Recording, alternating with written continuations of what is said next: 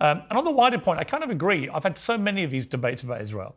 It's very hard to do anything that doesn't immediately get dragged to the extremities in terms of the debate. Very hard to reach any point of consensus.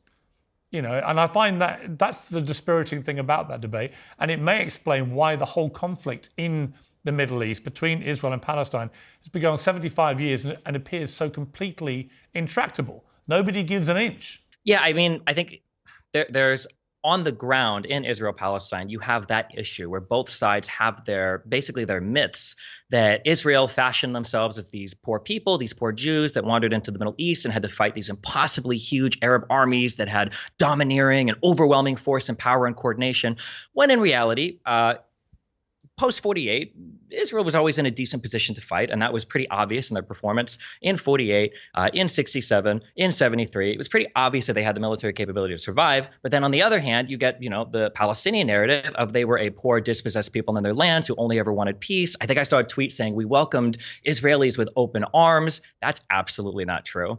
I think that the on-the-ground narratives contribute to the conflict feeling intractable. But unfortunately, I think internationally, I think we feed into the intractability as well, because people are that conflict is so perfect for everybody to have a really strong opinion. You've got brown people and white people, you've got Jews and Muslims, you've got oppressed and oppressors, you've got Western colonial and Middle Eastern country. Like everybody can have an opinion about this conflict because of the different parties involved. And people are so not level-headed when it comes to evaluating what's going on that they end up hyping up both sides and they elevate the expectations to unrealistic levels, which means neither side is really willing to actually settle for a realistic resolution that might make both sides feel a little bit good and a little bit unhappy. What do you think a realistic resolution looks like? I think it's a multifaceted thing, but I would say that it has to be some kind of two-state solution, and both sides need to be willing to negotiate for peace. And this is the hard one, both sides probably need to be willing to sacrifice a little bit for peace. That means that not every Palestinian is going to be happy with the final resolution. It means that Abbas might have to suffer, even more loss of his popularity, or whatever Palestinian leader rises might have to suffer more loss of popularity. It might mean on the Israeli side, similar to Begin or Rabin, negotiators for peace in the past, you might have to pay a political price for being a negotiator for peace, because sometimes the Israeli people or your Knesset doesn't always support you when you're negotiating peace against either Arab states or Palestinians. But the leadership has to be there, that has to be willing to suffer a setback or some loss initially for the peace agreement. And then both people need to have some kind of tolerance to say, hey, listen, we might not get everything we want on the old city. That applies to Jews and Muslims, or that applies to Israelis and Palestinians. Or, hey, we might have to do a lot of land swaps in the West Bank. Hey, all of these settlements that are outside of directly near the Green Line, maybe these do need to be torn down. But yeah, the conversation, we're not even a place where we can start the conversation on that yet, because people don't even know if Hamas should exist or not, or if Israel has a right to defend itself, or if maybe murdering 1,200 civilians is a reasonable response to the supposed concentration camp conditions that exist in Gaza. Yeah, I mean, you did a debate with Cenk Uygur, who's been on this show many times. In it, you said about deaths in Gaza that the ratio of Hamas to civilians killed were good ratios. But I'm not sure about that. And I'll tell you why. The problem I have with the whole death rate in Gaza, especially when there's a comparison made to World War II and how many German civilians were killed and so on, is that there is a unique population in Gaza of 50% children. Now, 50% of the 2 million are under 18. That's 1 million kids running around in Gaza. And already we've seen 30,000 civilians killed, with 70,000 more wounded, many of whom are children. And that is something I've not seen in any recent conflict. And that's what makes it uniquely horrific to people.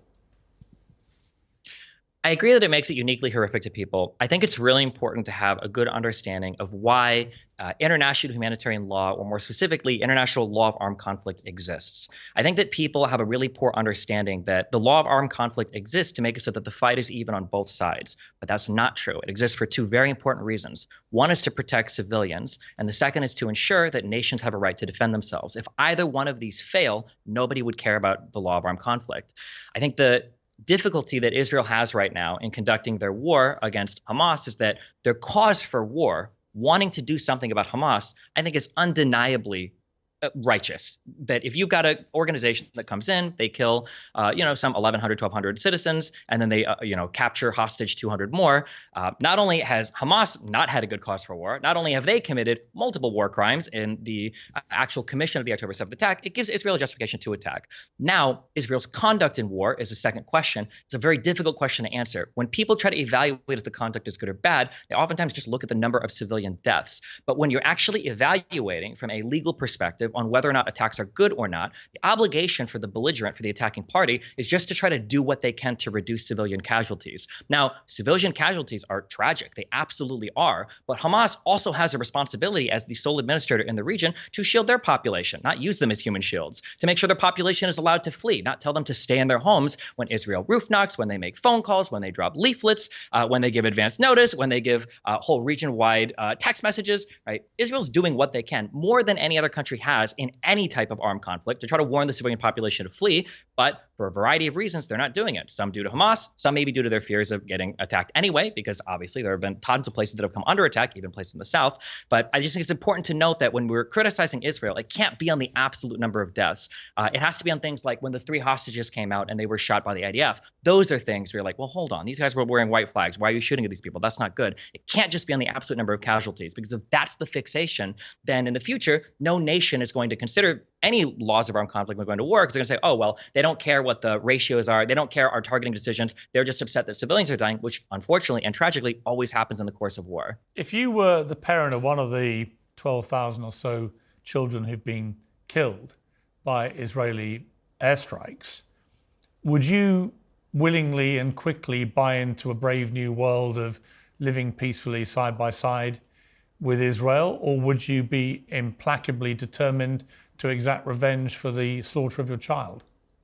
I feel like on a personal level, especially somebody that has a child, I feel like I would want to fight till the end of time. Right, that's my point. So that is the natural human reaction, which surely tens of thousands of Palestinian fathers, mothers, brothers, sisters, grandparents, they're going to have to this slaughter of the children. And so I don't understand why Israel thinks it's not just building for itself a potentially even bigger problem down the line in terms of the radicalization through deaths of children of the people who love those kids.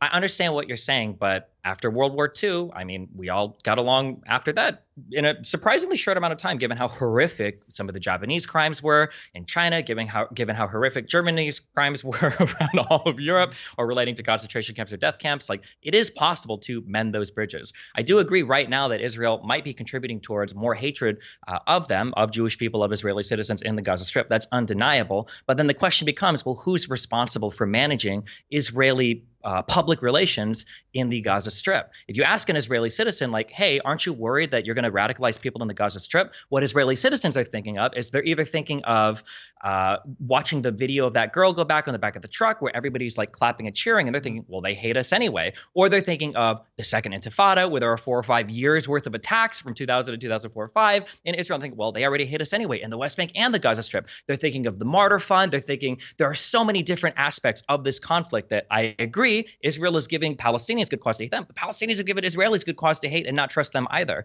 And this is one of the problems that we talked about at the very beginning. The mythos runs so deep on both sides that they're both infinitely justified morally if they want to hate each other forever. But obviously, that's not a conductive road forward towards anything peaceful.